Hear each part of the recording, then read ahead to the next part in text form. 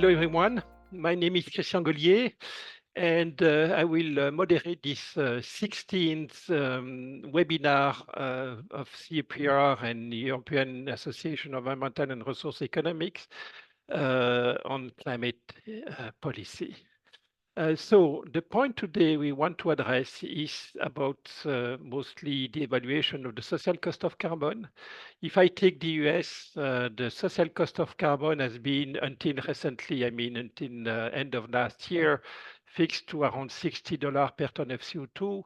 It moved to $200 per ton of CO2 in December 2023 by a decision of the Environmental Protection Agency. And now we have this important paper that has been published by NBR and CEPR over the next few months. The title is The Macroeconomic Impacts of Climate Change, Global versus Local Temperature.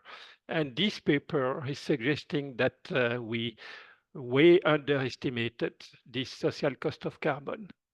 So I decided to propose to invite the two authors of that paper, Adrien Bilal from Harvard and Diego Känzig from Northwestern to present this paper. So they accepted my invitation. And so they will have 55 minutes for presenting the paper. Then I also asked Simon Dietz, who is from LSE, to discuss that paper. And I allocate to him 20 minutes for his discussion. So that will leave us with 15 minutes for discussion. This discussion will be live, so I will allow you to open your mic, in fact, to raise your hand, and Elise will switch on your mic for allowing us to present your question to the authors and the discussion. So without any further introduction, let me give the floor to Adrien Bilal, who will make the presentation. But Diego is not far if needed for contributing to the presentation. So Adrien, the floor is yours. Thank you very much, Christian, for the introduction. Let me get started. So as Christian said, the title of the paper is The Macro Impact of Climate Change, Global versus Local Temperature. It's joint work with Diego Känzig from Northwestern, who's here with us today. All right, so the starting point of this paper is that you can often hear that climate change is an existential threat. You can hear it if you talk to some of your friends. You can hear it if you read the press. More importantly, you can hear it if you listen to what climate scientists have been saying for decades, namely that the scale of the transformations that climate change will bring about is so large that it's going to profoundly affect our lives and livelihoods. However, if you look at the economic impact of climate change, you see a really different story. There's a huge literature estimating the cost of temperature for economic activity. And the vast majority of those papers find pretty small effects, actually. They typically found that a 1 degree increase in temperature implies a 1, 2, or 3% decline in GDP. So if you combine that with background economic growth and any plausible discounting, if we live in a 3-degree world by the end of the century, that actually doesn't sound catastrophic at all. However, all of these estimates rely on within country local temperature. So they always look at the effect of a country's given temperature on economic activity. And so the questions we want to answer we're going to ask in this paper is first, is it the case that the cost of climate change is actually that small? Or perhaps is it the case that local temperature provides an incomplete representation of what climate change will do to the economy? And so we propose answers in this paper in 3 parts. In the first part of the paper, we provide a new macroeconomic estimate of the impact of temperature on economic activity. Our main argument is to shift attention away from local country level temperature and towards global mean temperature. And that's in line with ideas from geoscience, namely that global temperature is a better summary of what's going on in the climate than specifically local temperatures. Fortunately, there's plenty of variation to go around in global mean temperatures. And so we're going to exploit variation coming from things like solar cycles and El Nino events. And so we're going to rely on a time series specification. Our headline result is that a 1 degree increase in global temperature implies a 12% decline in world GDP at peak. That's about 6 to 7 times larger than what we find when we use the same data, the same empirical specification, but looking instead at the effect of local temperature, which is then about 1.5% per degree Celsius.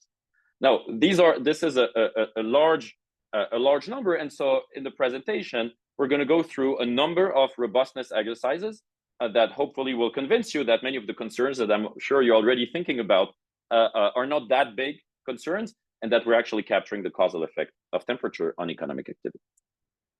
In the second part of the paper, we then ask, well, why is it the case then that global temperature has so much larger effects on economic activity than local temperature?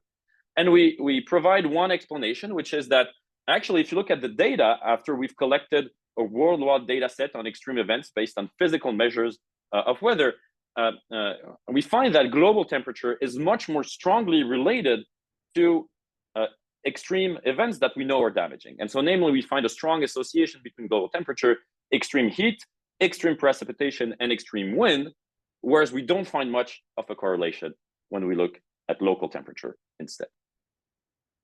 In the third part of the paper, we then use our reduced form estimates to get at the welfare cost of climate change.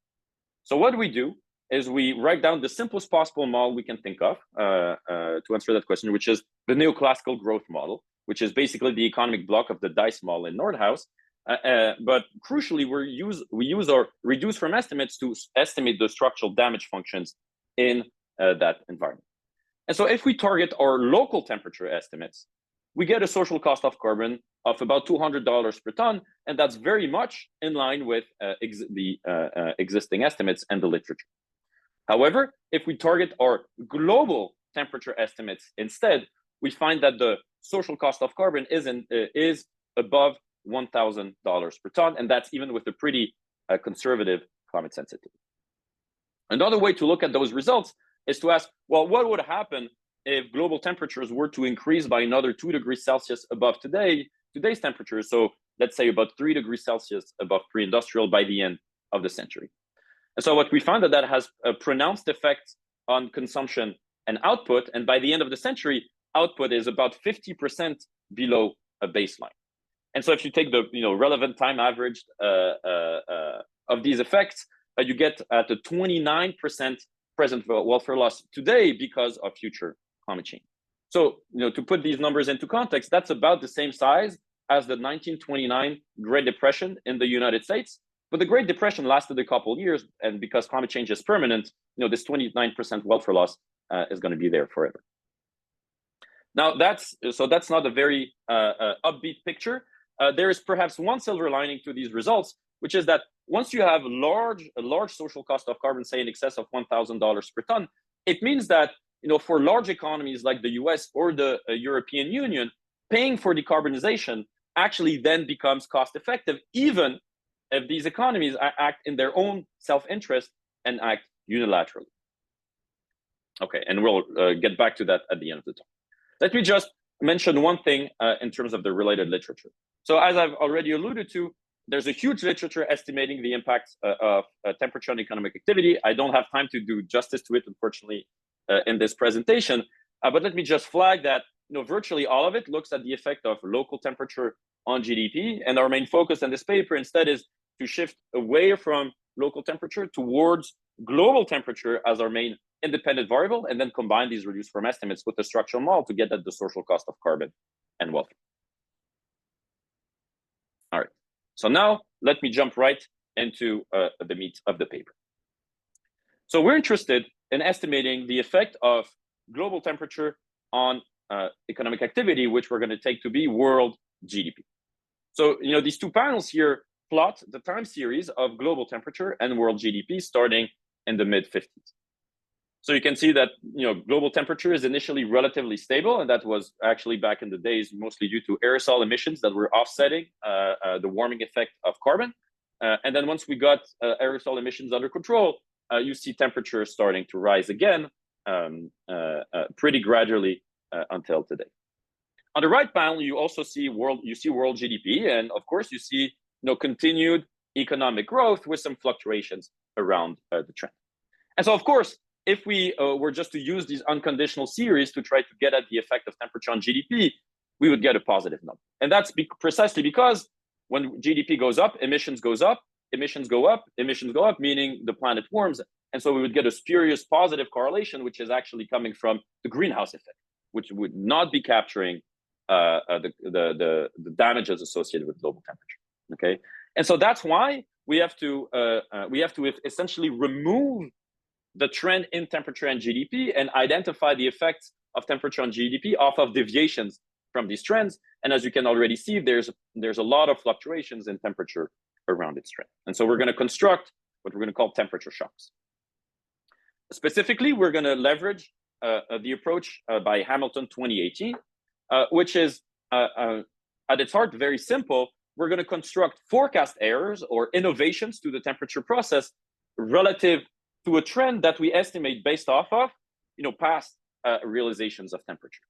So basically what we do is project temperature at some horizon on past values of temperature. So, yesterday up to P lags, and then we extract the temperature shock as the innovation to that regression. Okay, so then you may ask, well, why is it even the case that there is variation in temperature around the trend? Well, geoscience tells us that there are many reasons why temperatures fluctuate around the slow-moving trend. So there are external causes such as solar cycles. Every 10 years, 11 years, about 11 years, the north and south pole of the sun flip, and then that changes surface activity on the sun and changes the amount of radiation that the Earth gets, and so that leads to fluctuations in temperature. Volcanic eruptions are also other reasons why temperatures may be a bit lower in 1 or 2 years after the eruption. So that's for the examples of external causes. There are others, and then there are internal causes, such as the El Nino cycle, which varies fairly unpredictably between 2 and 7 years. Okay, so we want to capture these types of events that drive temperature fluctuations around the trend. And so we have to choose a horizon at which to construct our innovation or forecast error. And so in our baseline, we're going to use a horizon of 2 years so that we can capture somewhat persistent shocks to global temperature. And then we're also going to use 2 lags. I'm going to show you robustness exercises where we use 1 step ahead forecast errors, add more lags. None of that actually matters for our estimates, but this is going to be our baseline specification. All right. So now let me show you our temperature shocks. This is what they look like. So you can see these fluctuations of global temperature around, relative to the trend now. And so you can see that they're, mean 0. They seem somewhat autocorrelated, but not super strongly autocorrelated. And importantly, their magnitude is about 0.1, 0.2 degrees C. Okay, so they're not huge, but they're also not tiny. So that's what we're going to use for identification. And then what we're interested in is getting at the causal effect of these temperature shocks on GDP. And so we're going to use a local projection specification in the time series context where we project changes in GDP relative to T-1 H periods ahead in the future. So we're fixing the T-1, and then we look at the effect at all possible horizons of this temperature shock at time T, conditional on a bunch of controls that we're going to discuss in a little while. Okay. So, as long as you include enough lags of temperature and GDP in this specification and use a 1 step ahead forecast error, that's actually it's numerically identical to the standard local projection specification without the detrending first. We've shown it with the detrending just to clarify a little bit where our identifying variation actually comes from. All right, so before I discuss the controls, let me just show you our plain vanilla results, okay? Our baseline results. Okay, so this graph shows you, the impact of a temperature shock at time 0, normalized to be of size 1 degree Celsius on GDP at all subsequent horizons. What you can see is that on impact, GDP goes down by about 2%, and then over time, this effect gradually declines to eventually reach a 12% reduction in GDP 6 years out, and then eventually a mean reverse. Okay, so that's a pretty substantial effect, but of course, as you can see, there are some standard errors around them that are not tiny, and that just simply reflects the time series nature of our variation that starts in the 1960s. The other thing I want to highlight here is that the underlying temperature shock itself is not fully transitory. In fact, if you look at the temperature shock itself here on the right-hand side, it actually has a fair bit of internal persistence. And that's in part because we've selected this 2-step ahead specification, but you also get it with a 1-step ahead specification. And so the 12% decline in GDP is itself the product of cumulating effects of past temperature shocks that are persistent. And so you get a 12% reduction in GDP today, not only because of this 1 Celsius increase in global temperature on impact, but also because 3 years out, temperature remains persistently elevated by about 0.3 degrees C at that point. And that also has an effect on GDP 6 years out. So that may explain where we get large numbers. And we also, you get the same actually pattern for local temperature, and I'm going to show you that later. And of course, we're going to take that into account when we construct the social cost of carbon and our temperature counterfactors. Okay. All right. So now I'm sure most of you, if you could ask questions now, you would. And I'm sure a lot of you in the audience have many pressing concerns with these numbers, and hopefully I'll address them in the next couple slides. Okay, so there are several threats to the causal interpretation of these results. The first one that jumps to mind is that, well, it's a time series specification, so perhaps we just got unlucky, and these temperature shocks happen to hit at the same time as there's an unrelated economic shock. So if it gets really hot during the Great Recession, then we would be mistakenly attributing the decline in GDP to a temperature shock, but it's actually just caused by an unrelated economic shock. So actually, in our vector of controls that I've shown you in the specification, we're already controlling in the numbers I've just shown you. We're already controlling for a rich set of macro financial variables. So we have dummy indicators for the major recession dates. The old shocks in the 70s. We also include the 90s recession and the Great Recession in 2009. We include lags of GDP to also help alleviate some of the concerns associated with persistence in these recessions. And then in our most restrictive specification, which I'll show you later, we also have the treasury rate, and other macro financial variables, and actually controlling for those macro, these recessions and the macro financial variables actually does not affect our estimates at all, which suggests that these temperature shocks are largely uncorrelated with underlying economic shocks. We also have a jackknife exercise where we evaluate the contribution of every year to our main estimate. And actually, you can see that, of course, if you change the sample, the estimate changes a little bit, but it's actually our main estimate is largely independent of the years that we decide to censor. Okay.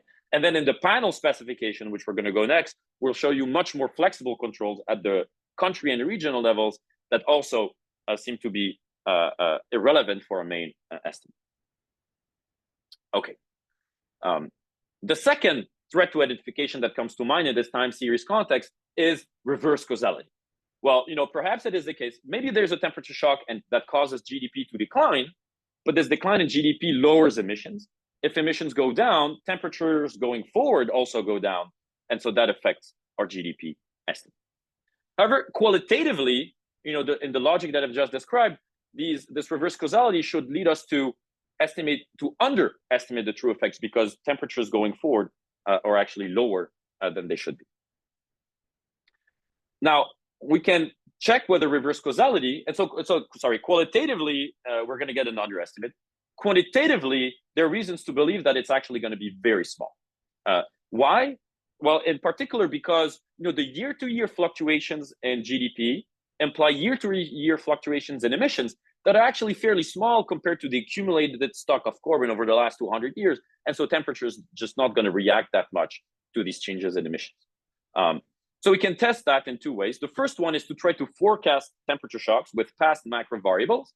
And so that's a grandeur causality test. And we actually cannot credibly forecast temperature with past macro variables, which is already telling us that there's just not much action there. What we can also do is actually explicitly adjust our estimates for reverse causality. So we use a climate model that tells us how a given change in emissions affects temperatures going forward based on CO2 emissions, so that carbon dioxide, methane, as well as aerosols, so sulfur dioxide emissions. And then we can include that in what, if you will, is a bivariate VAR and adjust our main estimate based on these leading climate models. And we can see in this figure is that actually that just doesn't seem to make any meaningful difference. If you adjust for carbon dioxide, methane, and sulfur dioxide, you basically get back the exact same estimate as we had in our baseline. And that's, again, following this logic that these year-to-year fluctuations in emissions are just not important enough to make a dent in our main estimates. Okay, so far, hopefully, I've convinced you that at least in the time series context, there are not major reasons to be worried about threats to identification. So what we're going to do now is we're going to go to a panel context where we're going to disaggregate world GDP at the country level. And there we can do many things. We can control more flexibly for omitted variable bias and show you more exercises to keep convincing you, hopefully, that these results are causal. And then, importantly, we can compare the effect of global temperature with the effect of local temperature. Okay, so in this context, we're going to use a panel data set that covers 173 countries that starts in 1960s. And for a subsample of these countries, using the Jorda Sholaric-Taylor macro history database, we'll be able to go back in time to 1900. Okay, we're going to get standard economic variables from the Penn World Tables. And then we combine that with temperature data from NOAA and Berkeley Earth, which was already the temperature data you've seen. And then for the second part of the paper, we also combine these data with a new data set on extreme events that we've constructed, pulling data from the intersectoral intermodal intercomparison project ISIMIP that gives us gridded data at the daily level on temperature, wind speed, and precipitation that we use to construct country level measures of these extremes. Okay, so now the specification that we use is going to be very similar to the one you've seen in the time series with two differences. The first one is we put country level GDP on the left-hand side. So we're going to be in a panel.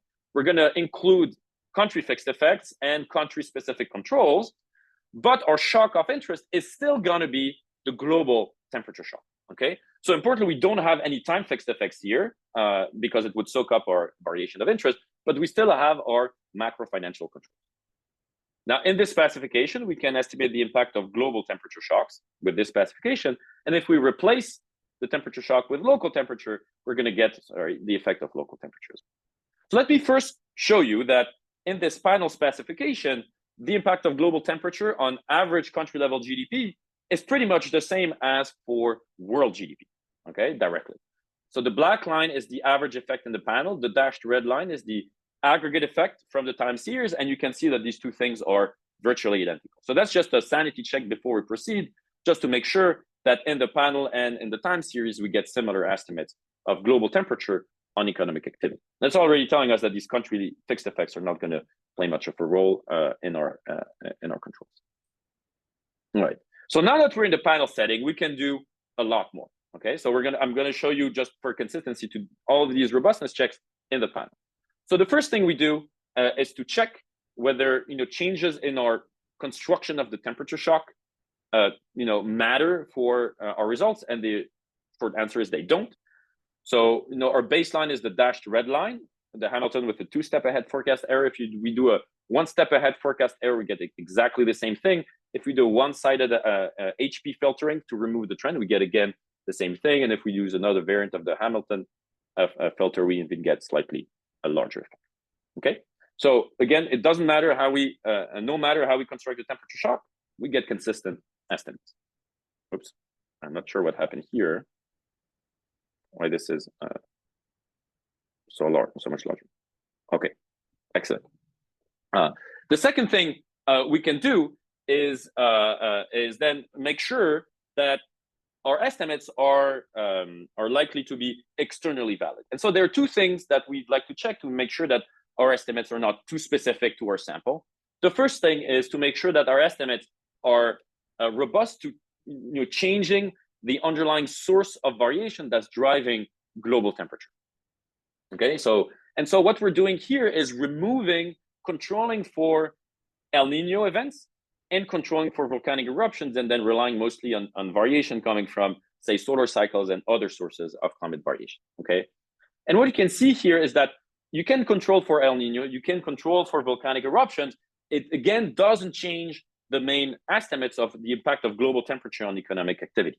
And so that's reassuring because it tells us that it doesn't seem to matter really what's the underlying source of the temperature variation. What really matters is whether global temperature goes up or not.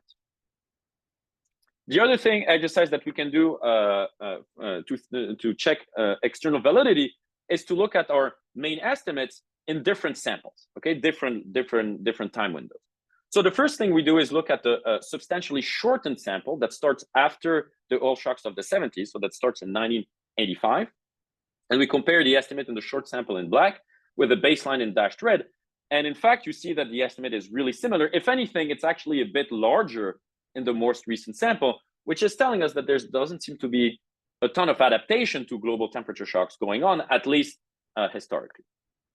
And then using the macro history database, we could go back much further in time and start our analysis in 1900. So we have 120 years of data there. And again, there you can see, now keep in mind that this is a different set of countries now, but you can again see that the estimate in the long sample is very similar to our baseline estimate, which is again reassuring. All right, you can and then you can worry whether our results are driven by pre-trends, perhaps, and we check that directly here in this specification, where we estimate also the effect of global temperature on past GDP, and you can see that we estimate relatively precisely estimated 0, which is the same thing as saying that our granular causality test earlier were not detecting any forecastability of temperature by past microvariables. Okay, the last thing I'd like to, oops, sorry, let me go back. All right, now the last thing that we have to look at is whether these changes in global temperature look similar to changes in local temperature in terms of their impact on GDP. Okay, so now hopefully that I've convinced you that the impact of global temperature seems to be robust to a whole host of exercises that we can devise. Now the question is, how does it compare to the impact of local temperature? Okay, so what we're going to do now is we're going to look at a specification where we simply replace the global temperature shock on the right-hand side with the local temperature shock. Okay, now, and that's exactly the same specification, exactly the same data. Now, of course, here we don't have a time fixed effect because we wanted to use the same specification as for global temperature. We could also throw in a time fixed effect, and so we're going to show you local temperature specifications with and without the time fixed effect, and then compare that to our global temperature specification. Okay, so we're going to construct our temperature shocks with the same Hamilton filter as we've used for a global temperature.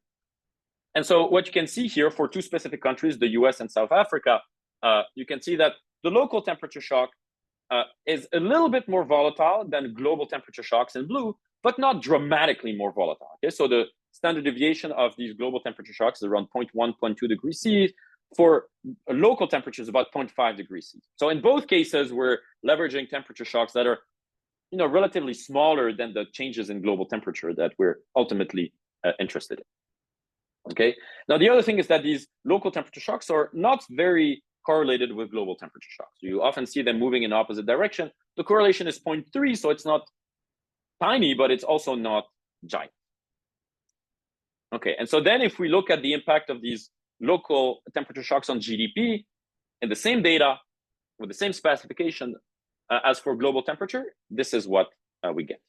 Okay, so what you can see is that local temperature have an impact on GDP of about 1.5% per degree Celsius at peak, which is at about 5 years out here. And it really doesn't matter whether you include or exclude the time fixed effect. You get a very similar response. These are the two red lines. Okay, so that's already telling us that the effect of temperature on GDP is really about the nature of the shock rather than about the set of controls that you include. And that's already something that was suggested by our previous analysis for global temperature. But really, if you look at this figure, the main message that you get is that the impact of local temperature on GDP is much smaller than the impact of global temperature, which here in the panel stands at about 11% and is about 5 to 6 times larger than the impact on local temperature. Okay, and so now the natural question, of course, is, well, what explains this large difference between the impact of local temperature and the impact of global temperature.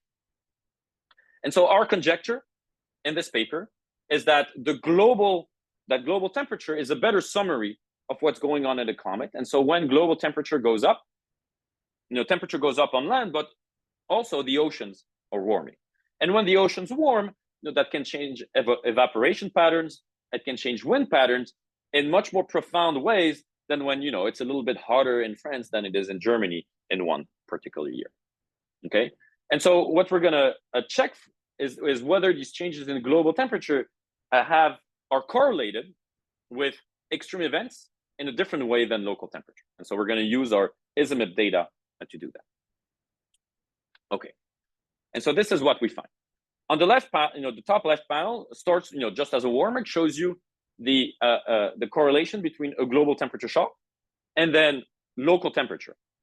And then that's the black line, and then shows you the correlation between a local temperature shock and local temperature. What you can see is that in both cases, there's a very similar degree of mean reversion. And so for average temperature, it seems that the two shocks have relatively similar effects. What you can see in the other three panels, however, is that for extremes, they have really different correlations with extreme heat, extreme precipitation, and extreme wind. So the top right panel shows you that when global temperature goes up by 1 degree C, the frequency of extreme heat doubles. We've constructed these extreme heat indices at the country level so that they have a baseline 5% probability of occurring. And so what you can see here is that the probability more than doubles on impact and then stays persistently elevated at 5 percentage points above baseline. So that's more than doubling the baseline. That's doubling the baseline probability. Whereas for local temperature, you do see an increase in the frequency of heat waves, but nowhere near as large as when global temperature goes up. And the difference is even more stark if you look at extreme precipitation and extreme wind. In those cases, you see a dramatic increase after you have a global temperature shock, but you barely see any change when you have a local temperature shock. And so for extreme precipitation and extreme wind, these represent more like a 20 to 50% increase in the baseline probability for a global temperature. Okay, so it really seems like the nature of the shock is completely different when you look at global versus a local temperature. Something that's not in the presentation and not in the paper yet, but we're going to include is an analysis that looks at a possibly different explanation for these effects, which is to look at economic spillovers through trade and commodity prices. And in our analysis so far, we actually don't find much evidence that that's a driving factor behind those estimates. And so that's why we actually emphasize these differences in extreme events. The other thing I'll mention is that you can also try to do, it's not in the paper, not in the slides yet, but you can try to do a decomposition where you try to break up, the impact of extreme events on GDP and then the impact of temperature on these extreme events. And if you look at just these three, you get about 60% of the way there. So they don't explain everything, but they explain a sizable fraction of our global temperature estimates. And therefore, perhaps if you added more measures of extremes, including droughts, etc., perhaps you could get all the way. So again, that to us suggests that these extreme events are a plausible explanation for why global temperature has such larger effects on GDP than local temperature. Okay, in the paper, we then also asked, once we've established the effect of global temperature on GDP, what margins of GDP respond? And so we find that the capital stock and investment both fall, and labor productivity also falls. Okay, so I'm just going to flash these results. You can see that the global temperature shock, persistently depresses investment, leads to a prolonged fall in the capital stock, and depresses total factor productivity as estimated in Penn World tables, as well as labor productivity.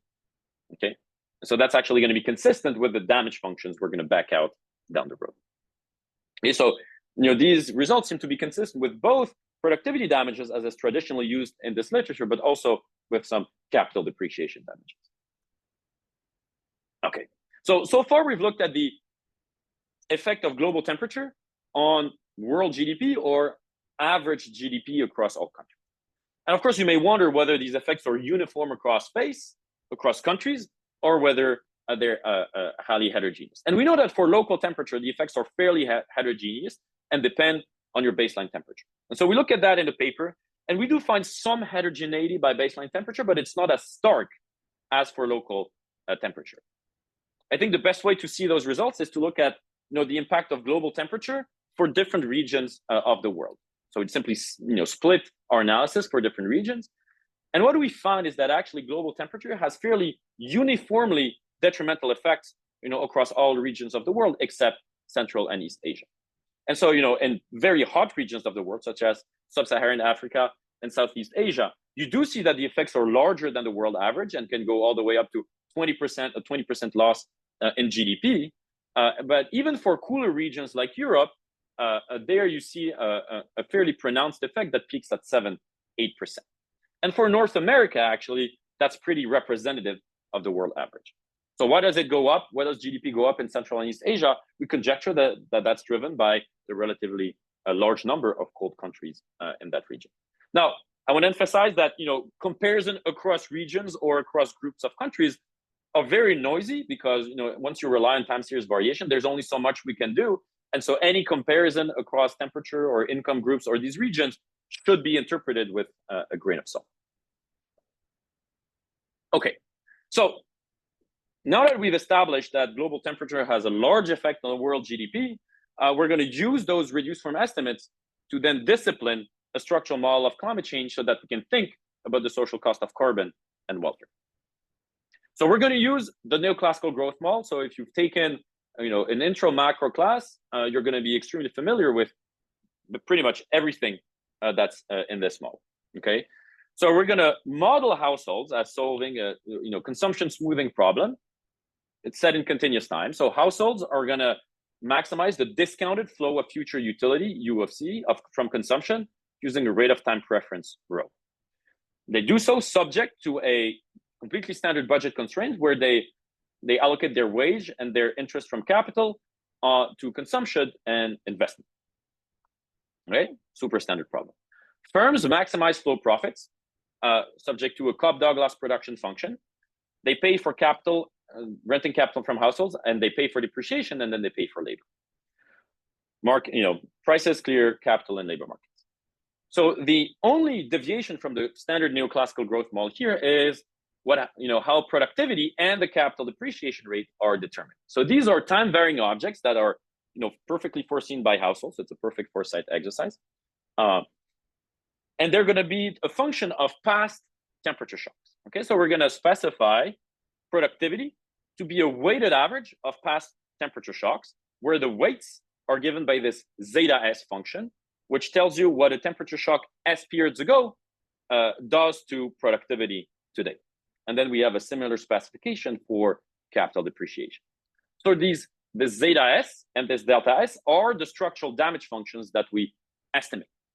And so when they're delta functions at 0, then temperature only has an instantaneous impact. But when they're smooth functions, it means that temperature has a delayed effect on GDP. And that's pretty important in our case, because remember, we had these pretty delayed effects of temperature on GDP and capital. And so we want to capture them. Okay, so now we want to use a reduced form GDP and capital impulse response functions to identify the damage functions. So in the model, we can obtain a very simple identification results. So for estimation only, and only for estimation, we're going to use log linearization. Remember, the temperature shocks were fairly small, 0.1 degrees C, so they imply GDP fluctuations of the order of 1%. So that means that we can use a log linearization to estimate the underlying shocks. Of course, for counterfactuals, we're going to use global solution methods, because then we're going to look at large changes in temperature. And so from just log linearizing the production function, you get that the deviation in GDP is equal to the deviation in productivity plus alpha capital share times the deviation in capital. Okay, so if we measure the GDP response and the capital response, and we do, we can just take the difference between the two and back out the underlying productivity. Okay, so that's kind of a ridiculously simple version of a production function estimation. Okay, now to estimate capital depreciation shock, things are a little richer, because we have to take into account the full dynamics of the model. Now, fortunately, if you log linearize the model, you can map one-to-one a sequence of capital depreciation shocks into a sequence of observed capital responses with this Jacobian here in the middle that we can solve in closed form inside the model. And so that means that if we take an observed global temperature shock in the data, we trace out its effect on GDP and capital, that's going to give us the Y hat and the K hat. From that, we can immediately construct a sequence of productivity shocks and capital depreciation shocks. And then we're going to get the structural damage functions zeta and delta as innovations to this implied productivity and capital depreciation sequence. Okay. And of course, along the way, we account for the internal persistence of the temperature shock to itself, as I've shown you in the data. Okay, so that's what we get. So panel A shows you, so this is 2 times the same panel, shows you the underlying path of global temperature. Okay, so that you've already seen. I've shown you that before. Panel B shows you the output response and the capital response to this temperature shock. The dashed line is the data, and the solid line is the model fit. Now, here we could match the implied responses 1-for-1, but for reasons that I'm happy to discuss in the Q&A, we constrain a little bit the functional form of these damage functions to ensure that they go back to 0. So we're being conservative, and that also helps us inform long-run effects from these short-run, I should say medium-run responses. Okay. So you can see that we have 3 parameters for the productivity and the capital depreciation responses. We're trying to match 11 points, so the fit is not too bad. Okay, so that's for output and that's for capital. And so panel C shows you the implied damage functions that come from matching this output and capital response with an underlying temperature path that looks just like in the data. And so this is what you get. Now, of course, the productivity response now is much smaller than the output response for 2 reasons. A, we've netted out the capital response in our target, and B, we've accounted for the internal persistence of temperature itself.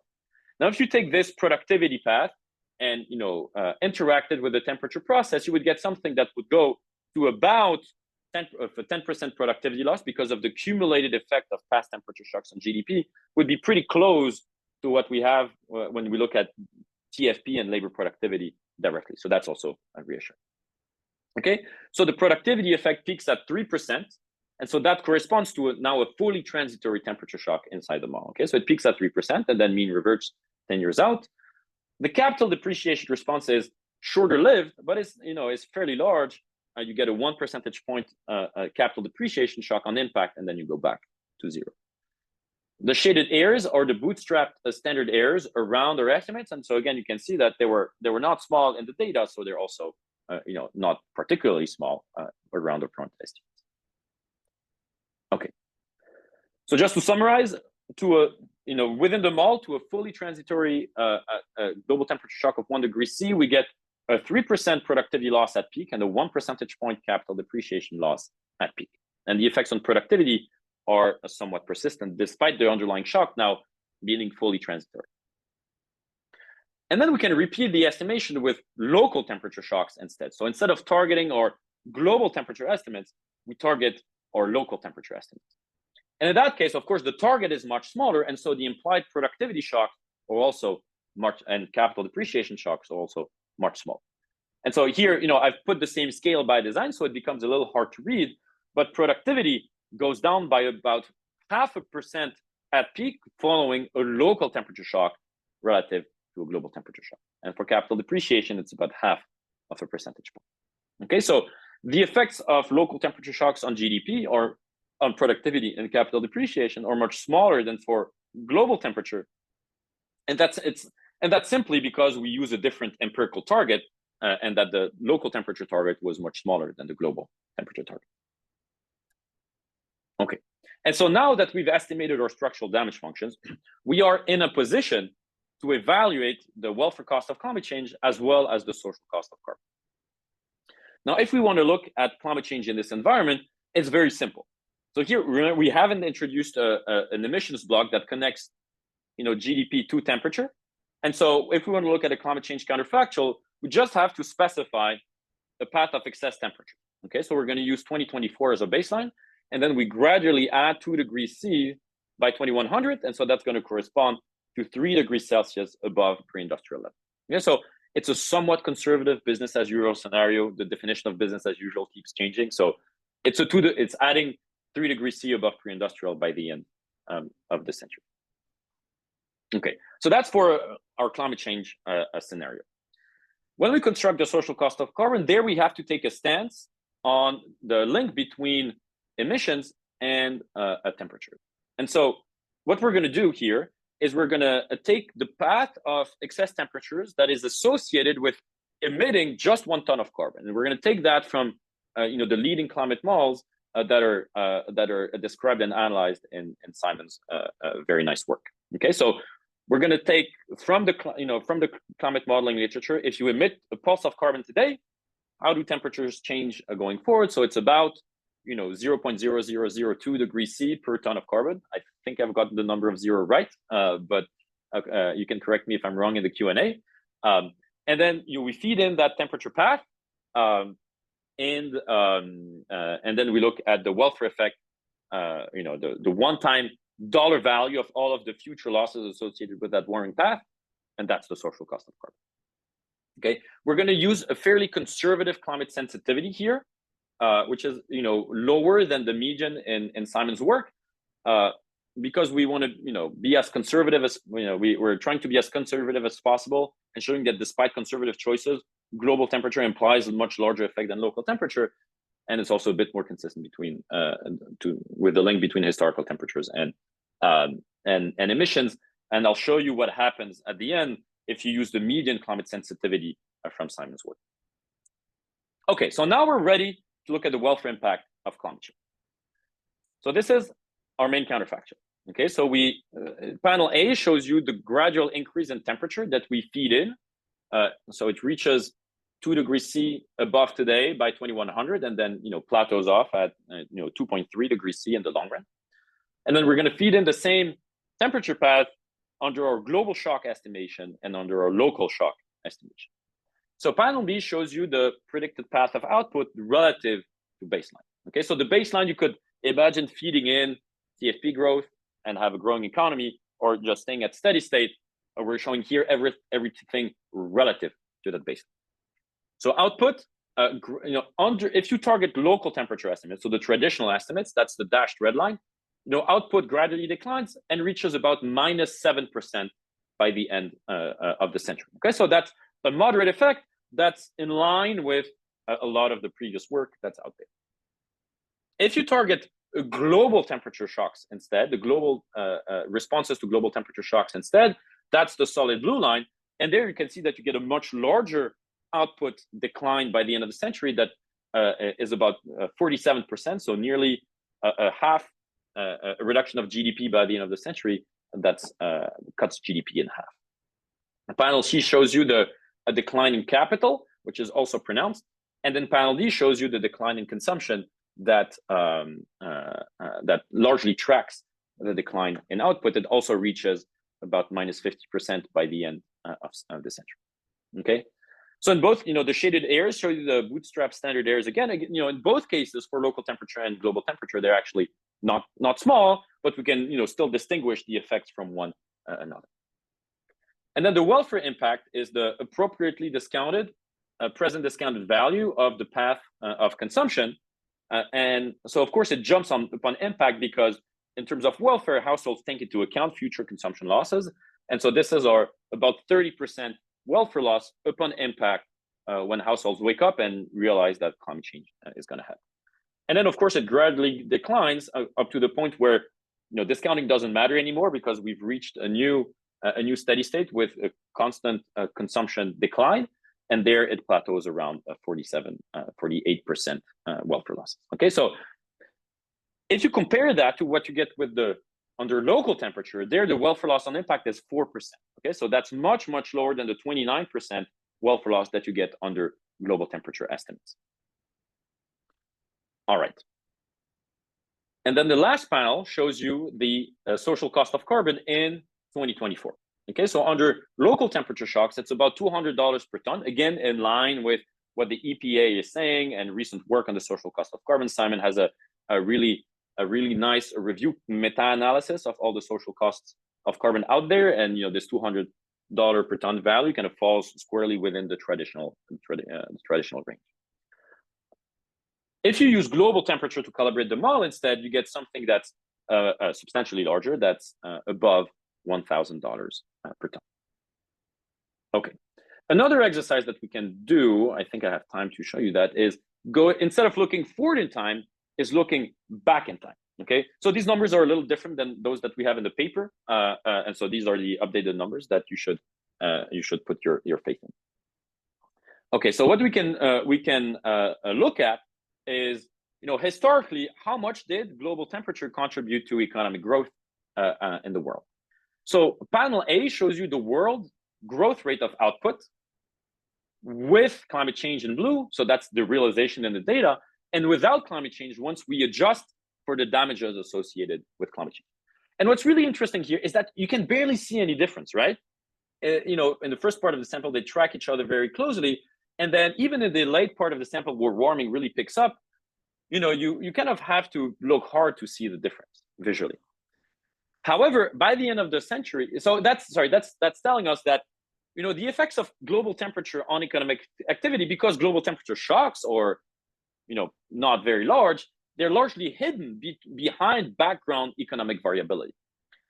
But because climate change is so persistent, by the early 2000s, you lose about a third of baseline economic growth to accelerating a warming. Okay, so that's what panel B shows you. That's a fraction of your average growth rate of the economy that's lost to climate change.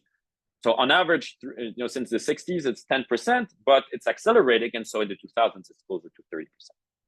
And so if you accumulate all of these growth effects, you get in panel C, you get that the world output today relative to 1960 is about 18% lower today than without climate change, because these growth effects eventually accumulate. The other interesting thing is that even if warming stopped today, we've locked in another 8% of GDP losses because of these delayed effects of temperature on GDP. So it would go all the way up to 25%, even if warming stopped today. Again, welfare is obviously lower if you account for future warming as well. Okay, so these are again large numbers, and so now I want to hopefully convince you that they're not driven by specific choices that we've made in our structural estimation. So panel A and B shows you how the welfare effects and the social cost of carbon change if we change the baseline rate of time preference. Okay, so the preference for time in the household problem. So here we've used 2% as our baseline. That's consistent with the risk-free interest rate of 2% prior to climate change. And what you can see is that, of course, if you make households discount more the future, the welfare losses are smaller. But even at relatively high rates of time preference, welfare losses still exceed 20%, and are, of course, and the relative between global and local temperature, doesn't change. The social cost of carbon, because it's basically the stock valuation of these flow changes in consumption that you get in the welfare numbers, is of course even more sensitive to the discount rate. And there again, you can see that if you increase the discount rate, then yes, the social cost of carbon goes down, but it's still, even at high discount rates of time preference, I should say, it's still multiple orders of magnitude above what current estimates tell you. And of course, if you're a much more patient person, or if you think that Nick Stern was right in saying that we should use a really low discount rate of time preference, then you can get social costs of carbon that are above $3,000. Okay. Final C and D show you a sensitivity with respect to the warming scenario. And so actually, in 2024, we've already broken so far the 1.5 mark set forth in the Paris Agreement. So we're kind of basically already there. But you can ask what would happen if the warming scenario is a bit more optimistic or a bit more pessimistic than the baseline 3 degree above pre-industrial that we've used. Okay, so of course, if we warm less, then the welfare cost is lower, but it's still large. And of course, if we warm more than that, then you can get in a region where the welfare costs are actually really substantial and exceed 60%. Social cost of carbon in 2024 is actually doesn't depend on that particular warming scenario, because it depends on the temperature path implied by a one-time carbon pulse. Okay. And panel E and F, finally, so that's the social cost of carbon, relative to a baseline without any climate change. So if you feed in climate change in the social cost of carbon calculation, it could change things a little bit. So in our current calculation, it's independent. Finally, panel E and F show you welfare and the social cost of carbon as a function of climate sensitivity. And again, because we haven't, connected an emissions block, emissions and a climate change block to our economic block in our welfare counterfactual, there's just simply doesn't depend on the climate sensitivity in our specification welfare, but the social cost of carbon actually is very sensitive to the climate sensitivity. And here, just to emphasize that we've used a fairly conservative one, which is half of the baseline climate sensitivity in Simon's work. That's our $1,000 per ton number.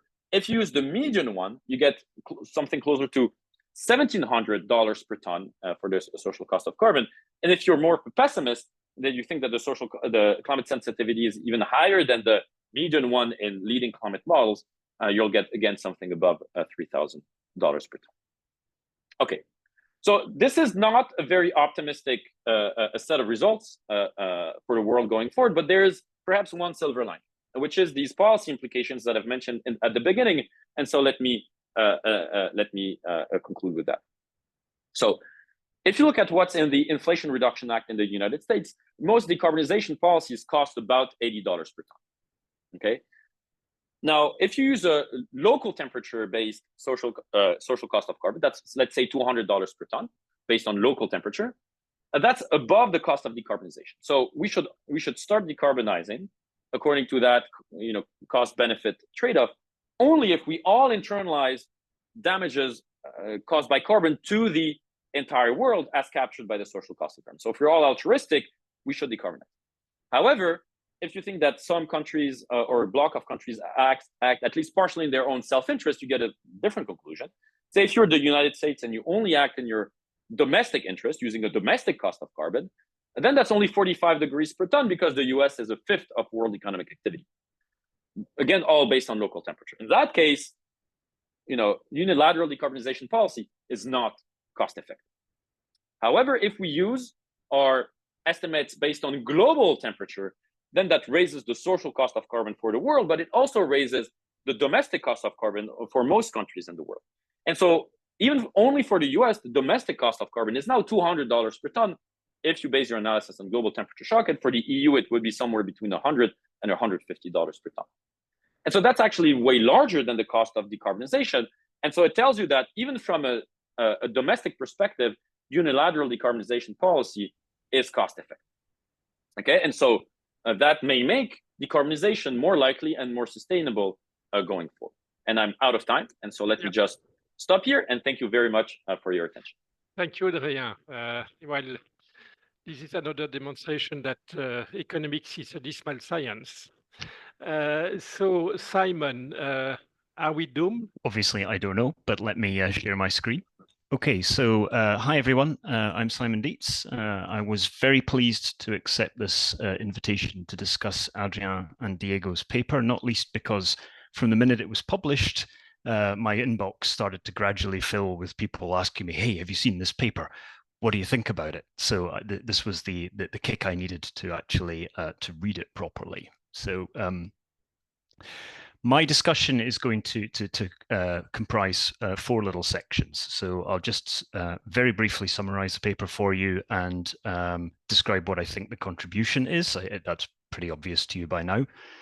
Secondly, I'm going to just raise some questions about the empirical strategy and the empirical results. I by no means do I think I have some kind of smoking gun here, but I think there are some issues that deserve to have a closer look, and I'm going to try and help you see some of those.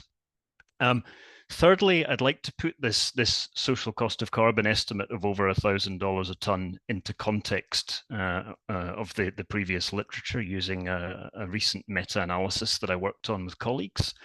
And then lastly, I'd like to just expand upon this issue of how do we interpret huge social cost of carbon estimates. Adrien was talking about that at the end of his presentation. I'm just going to expand upon that a little bit. So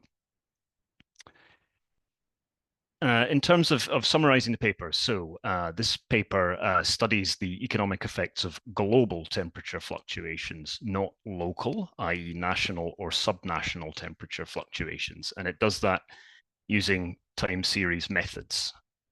it finds a large response of GDP to global temperature fluctuations, and that response is statistically significant on a window of about 3 to 8 years after the shock, as I understand it. It finds a much smaller, if more precisely estimated, response to local temperature fluctuations. So in other words, it is this switch from using local temperature as the independent variable to using global temperature as the independent variable, which seems to matter here, not other aspects of the econometric model. And the proposed explanation for why global temperatures have a much bigger effect on GDP than local temperatures is that global temperature shocks have these persistent effects on measures of local extreme weather, and they better predict local extreme weather than local temperatures. Okay. And then they're going to take the empirical estimates and they put it into a simple macro model to estimate the social cost of carbon and welfare effects, and they get this huge social cost of carbon of over $1,000. I think it was 1,056 in the version of the paper I read, and I think it's now 1,065. Okay. So contribution, reasons why you should care about this paper. So firstly, looking at global instead of local temperature shocks is important a priori. So even if the paper hadn't estimated such an enormous difference between global and local effects, this would have been a well worth doing. Secondly, the time series methods that Adrien and Diego use plausibly deal with serial correlation issues that have affected, I think, some previous studies. Thirdly, it's not just an empirical paper or an IAM paper, it's both. And fourthly, the estimates are huge, which is clearly a reason for reading the paper. And lastly, I want to say, and I mean this genuinely, the paper is a pleasure to read. It's very clear and pedagogical. It takes you step by step through the thinking, through all the econometric issues you might encounter working in this area. So it's really good to read. Okay, so now let me move on from the summary and the contribution to a few comments about the empirical strategy and the results. So I'm going to highlight 3 issues. The first one is very straightforward, so I'm just going to say it in the slide. The second 2 issues I'm going to develop in the following few slides. So the first one is that if you want to work with global temperatures, you've got relatively few observations, right? And so you are going to have wide confidence intervals around your estimates, and that is a feature of the paper. And also, if you've got global temperatures, then you can't normally rely on time-fixed effects. That does make it more challenging to control for time-varying confounding factors. Adrien and Diego do a lot to deal with this, but I think there is, in a general sense, a lot of responsibility being placed on these control variables to deal with things like the confounding effects of recessions. Okay. So that's the first issue. The second issue I want to talk about is this mechanism, this idea that global temperature drives local extremes and is a better predictor of those than local temperatures. And the third point I want to make is this sort of recurring issue with climate econometrics. It's this issue of the potential difference between weather and climate impacts. Okay, so let me talk about the mechanism first. So on the left-hand side, you can see figure 9 from the paper. Adrien showed you this. I'm just reproducing it here. So the basic idea here is that top left, the response of local temperatures to a global and local temperature shock looks statistically indistinguishable, and that's reassuring. But the responses of the other weather variables here, extreme heat, extreme precipitation, and extreme wind, to a global shock look very different to a local shock. And the basic idea here is that these other local extreme weather variables are not strongly correlated with local temperature, and they're driven by things like the global circulation, which is determined by global temperature. Okay, and I really just want to know more about this mechanism because it's an important part of the paper. I buy this for precipitation and wind because they're obviously related to precip. precipitation, sorry, but looking at the top right, I didn't know whether I was reassured or worried about the result that local extreme heat responds more to global temperature than local temperature, because local temperature and local extreme heat, to my mind, should be quite closely related. So I didn't know what to make of that result, whether I found that meaningful or concerning.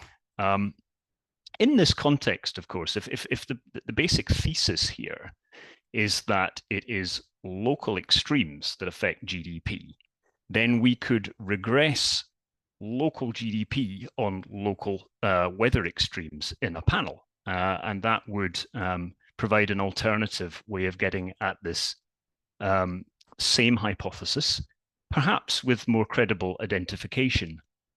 Now, there are a couple of papers in the literature that do this. So Max Kotz, Anders Levermann, and Leonie Wentz have published a couple of papers in Nature, where they essentially saturate the right-hand side of their regression equation with lots of different climate variables, including higher moments of the temperature and precipitation distribution and so on.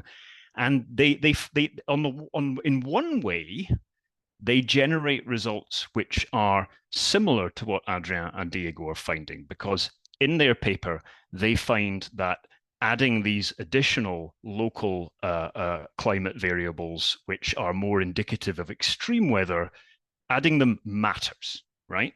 So both of these papers are saying that more than just local annual average temperature matters. So that's good. But I think there is a non-trivial difference in the actual size of the effects in these papers. So my understanding of the Kotz, Levermann, and Wentz papers is that adding these additional explanatory variables increases the damage estimates by about a factor of 2. Whereas in Adrien Diego's paper, the difference between the global and the local temperature shocks is about a factor of 7. If I understand it. So this is although these effects are of the same sign, the size is very different. And so I think we need to know more. If this is the mechanism, then I think we need to know more about this. Okay, so the third empirical issue I want to talk about is this old chestnut of weather versus climate. So first, just to clarify, what does it mean to say that a 1 degree centigrade increase in global temperature leads to a 12% decline in world GDP? Well, as Adrien very clearly and pedagogically explained at the beginning of his presentation, this is estimated off deviations from the long-run temperature trend. Since temperature is trending upwards and GDP is also trending upwards, you can't just regress the latter on the former, you have to detrend the temperature series, essentially. So your source of identifying variation becomes the deviations, okay? Now, the thing is, looking at the historical series, and this is figure, I think, 3, from the paper, the size of shocks we're looking at here are about 0.2 to 0.3 degrees. So I think it's just important for participants this afternoon to understand that a 1 degree C deviation from the long run trend is about 3 to 4 times larger than the maximum shock we've ever observed, okay? So we're extrapolating in that way. But what we're also doing when we are taking the estimates recovered from this and putting it into the social cost of carbon model is we are treating the responses to deviations from the temperature trend as being the same as changes in long-run average temperature. So this is this weather versus climate issue. But these responses may not be the same because of, for example, the ability to form expectations about long-run climate change, and also in the long run, having more margins to adapt to climate change, like, for example, innovation of adaptation technologies or factor reallocation, okay? Now, one response to my concern is that the temperature effects in Adrien and Diego's paper are persistent, okay? So a temperature shock does actually seem to elevate temperatures for many years thereafter. But I still think this is an issue worth highlighting. And I did wonder in this context whether a more direct application of the empirical model would be using the output from climate models that actually project not only the trend increase in temperature, but actually the volatility around the trend. So what you can see on the left-hand side, it's a chart from the IPCC sixth assessment report. This is these temperature projections come from a series of Earth system models as part of the CMIP6 ensemble. They're projecting not just a smooth increase in annual average temperature, they're actually projecting variability as well. And I think you could directly run these projections through the empirical model, and it would be interesting to see whether they give you the same results. It would be a more direct application of the empirical model. It would not require this assumption that the long run response is identical to the response to the shock. Okay, so now on to the third point, which is how big a social cost of carbon is $1,000 a ton.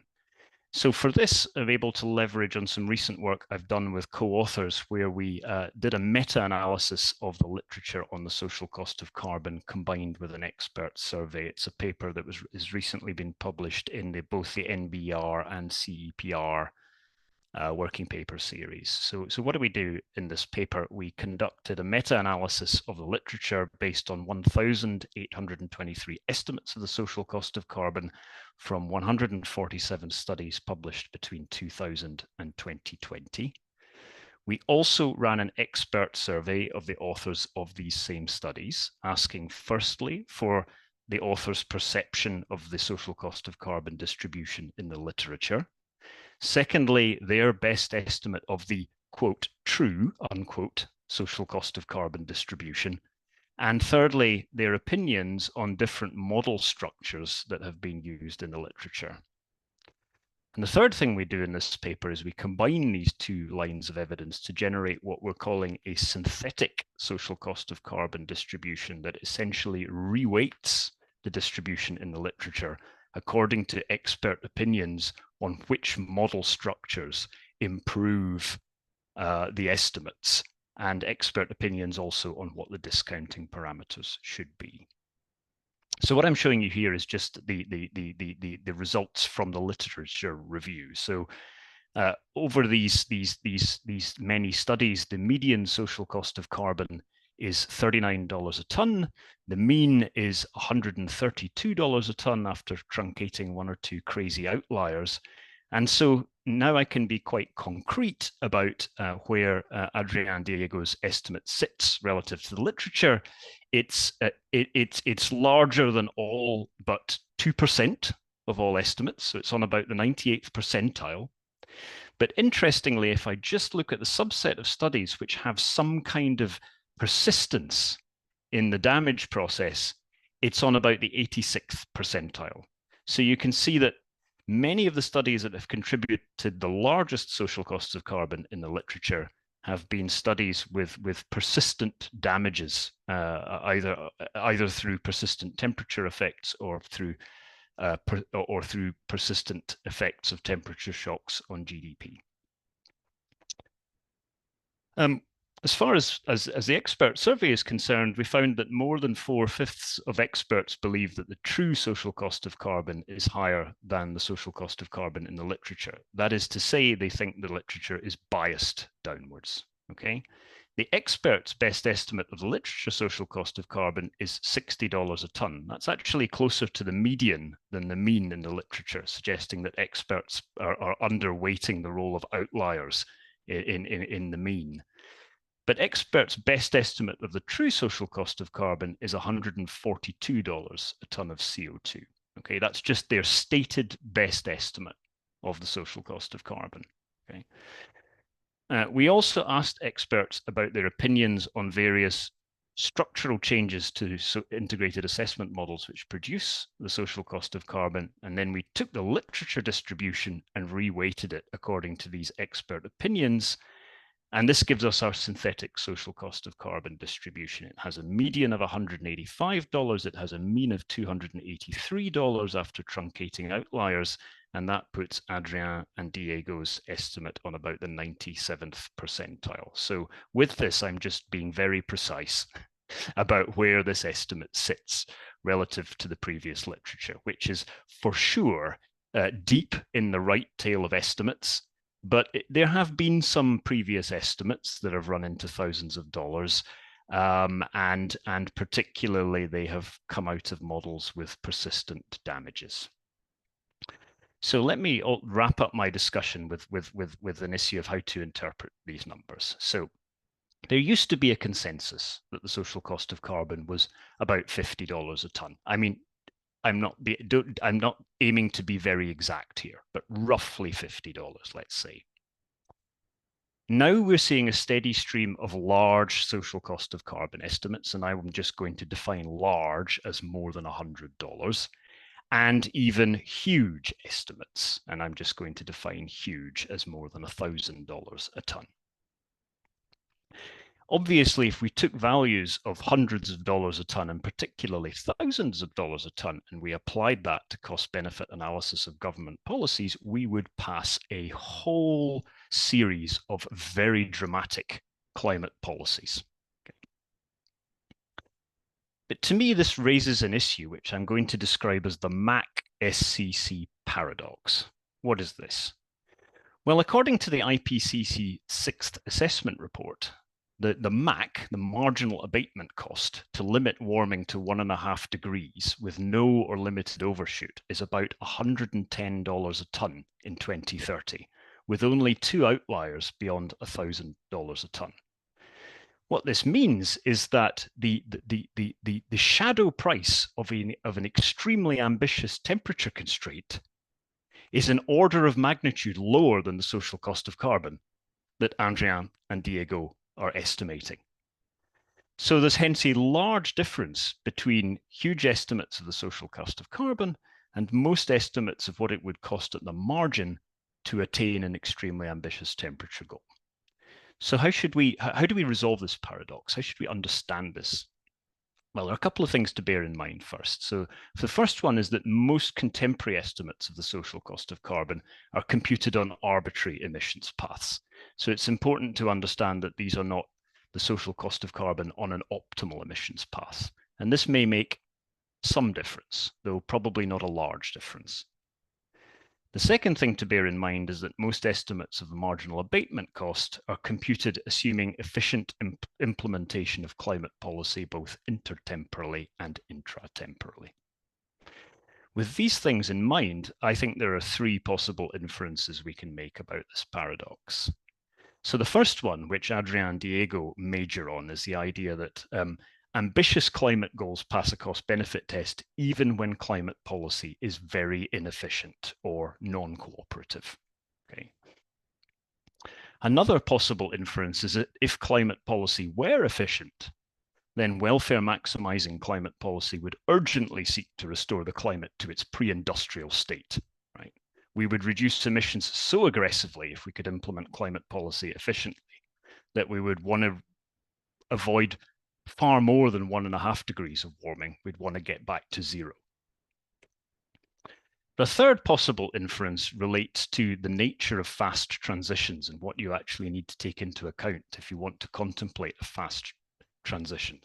A third possible inference is that current climate goals are in fact welfare maximizing once we take into account the frictions and adjustment costs that we have to pay to reduce emissions very quickly. And these are not usually accounted for in models of marginal abatement costs. So that is my discussion. Thank you very much. And let's kick it over to Q&A. Thank you. Thank you very much, Simon. Very professional as usual. Maybe Adrien, Diego, you want to reply to Simon. And maybe Diego, I saw that you already answered to some of the questions in the Q&A. Maybe you want to expand on those questions, and then I will leave 2 or 3 minutes for 1 or 2 questions from the audience. So Adrien, Diego. That sounds great. Yeah. First of all, thanks so much to Simon for a very thoughtful and interesting discussion. And I think it was also really great to just put these estimates into perspective.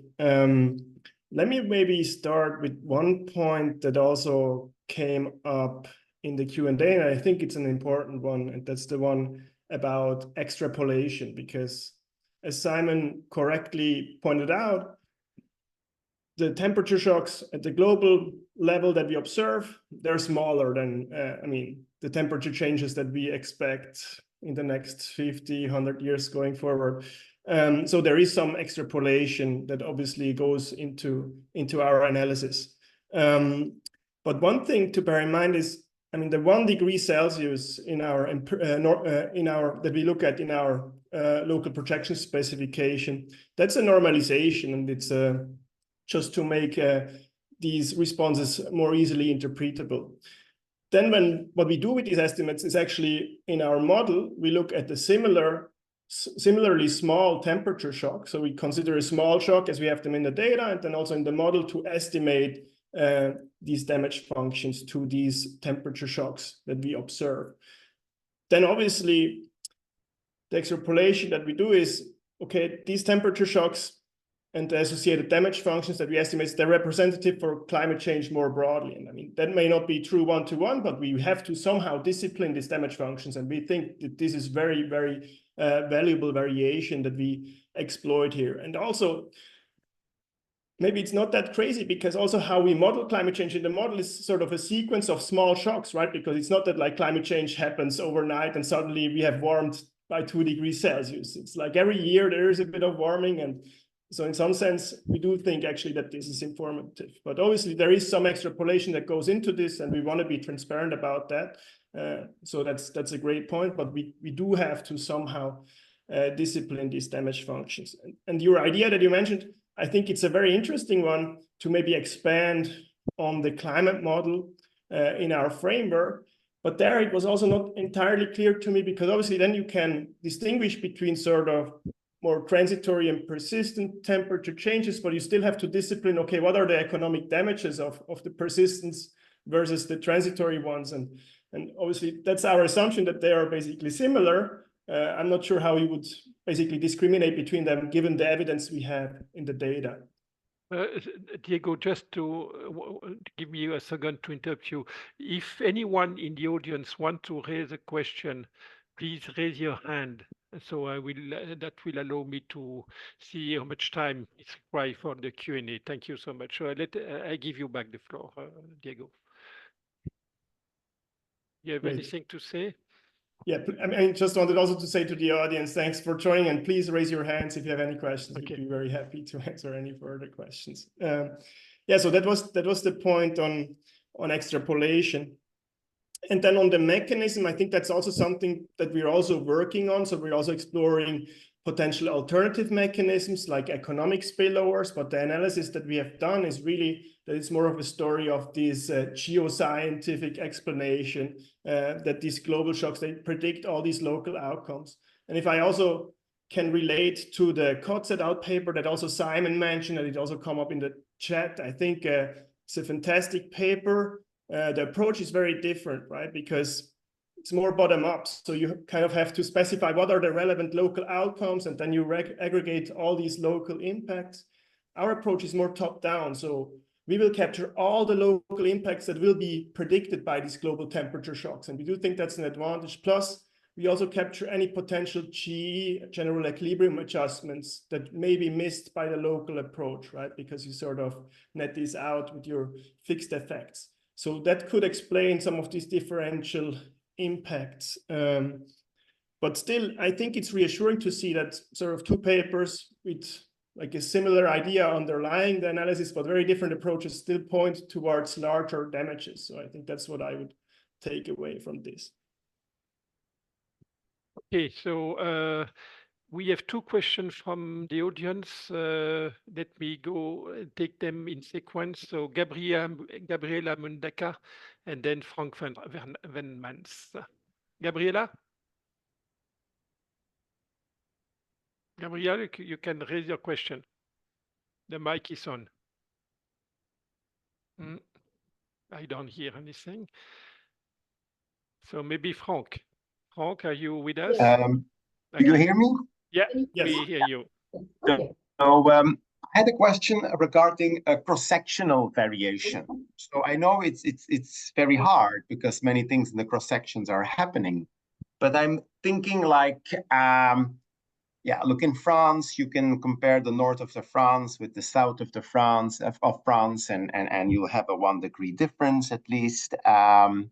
And that is also, I would say, useful variation, although much harder to exploit because other things are going on. Do you see a way of integrating that information and somehow, yeah, making a trade, Okay. yeah, a balance between both? Yeah. Okay, thank you, Frank. Let me go back to Gabriela. Gabriela, I think I heard you. Yes, can you hear me now? Yeah, okay, fine, Yes. go ahead. No, I was wondering, two questions here. Is that I thought that maybe the analysis is a little bit too aggregated, and I don't know whether you are going to move forward to do some spatial econometrics, so take advantage of all this detailed data, right? And the other thing is for policy making. So how do you advise the governments when you just talk about aggregate GDPs? Whether you just take the main sector in countries, say. So in some countries, agriculture is very important. In other countries, it's textile or etc. Right? So because it studied the GDP, how do you design a policy? Thank you, Gabriela. Yes. So let me take a last question, and then I will give the floor back to... I think I didn't get the first question of Gabriela. Sorry. I think so what was the first one?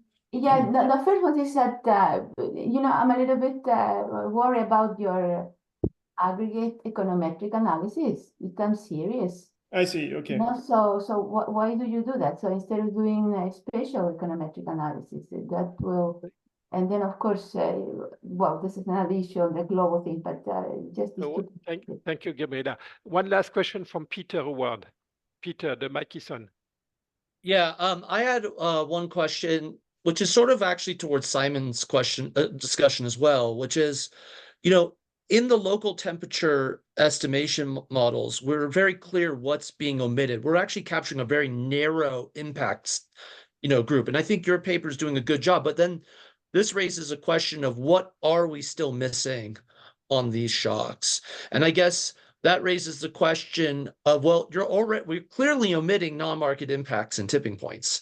And so then that raises a separate question I also want to raise, which is, then does that raise concerns, the magnitude of these impacts, that these omitted impacts could be even larger, for instance, in non-market impacts where you can adapt and we know there's more limited adaptation. So this kind of then raises like a compounding concern for me. Thank you, Peter. So Adrien, Diego? Excellent. Yeah. Why don't I start with Peter's question? So I'm gonna go back. So I think these are excellent points. One exercise that we're doing on basically what we're exactly missing with the local one is also, as Simon suggested, so we can directly estimate the impacts of these extreme events on GDP. And actually, if we do that, we find pretty substantial impacts, and then we can sort of multiply this by the increase in the frequency that we estimate, and then we actually get quite some way to our aggregate estimate. And this can sort of, or suggest that like the mechanism that we emphasize is an important one. That's the challenge with the time series analysis, right? That we estimate an aggregate impact, but then we have to shed light on the mechanism, and that's something that we try to flesh out even a bit more clearly in the paper. On the second point, I think tipping points and nonlinearities, that's very relevant. Something we would like to do more, but I'm afraid like in the data we have in our sample, the temperature shocks were relatively small. So I'm not sure to what extent we can speak to nonlinearities in that sample, but you're exactly right. If they are present in the future, that would lead to even bigger impacts. Then obviously adaptation may go the other way around. And there was a comment also on adaptation in the chat. Our estimates incorporate the historical degree of adaptation, which arguably has not been that large. Could be larger in the future, but again, it's difficult to discipline. And this gives me a nice bridge to one of Gabriela's comments, Frank's comment, which was about how we can exploit the cross-section. So I do think the cross-section is difficult to exploit to estimate the climate damages. An older literature has tried that, but it was plagued by identification concerns, which is exactly why this panel literature emerged.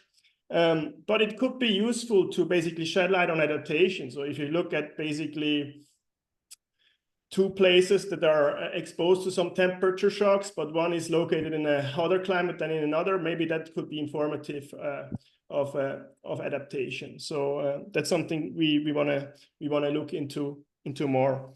And let me finish with Gabriela's comments. I think very sympathetic. So to the first comment, so obviously here we estimate the global impacts at the global level, and our model is also a model of the world.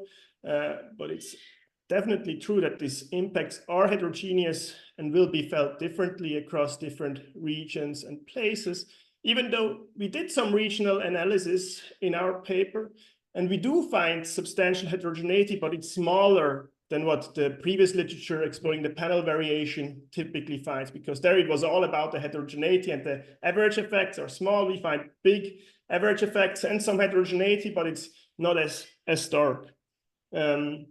And for policy implications, we haven't looked yet into the impacts on different sectors. Given the size of our estimates, I think can't be only agriculture, right? Because agriculture is maybe a couple of % of world GDP, but it would be interesting to look at the impacts on different sectors too. So thanks so much for all the questions. Thank you, Diego. Thank you, Adrien. Thank you to Simon for your contribution to this successful webinar. Let me guess that this is not the last time you are hearing about this paper. So good luck for the publication, and good luck for presenting this paper to other places. Obviously, it's an important paper, and so good luck. So bye-bye, everyone. Have a good afternoon.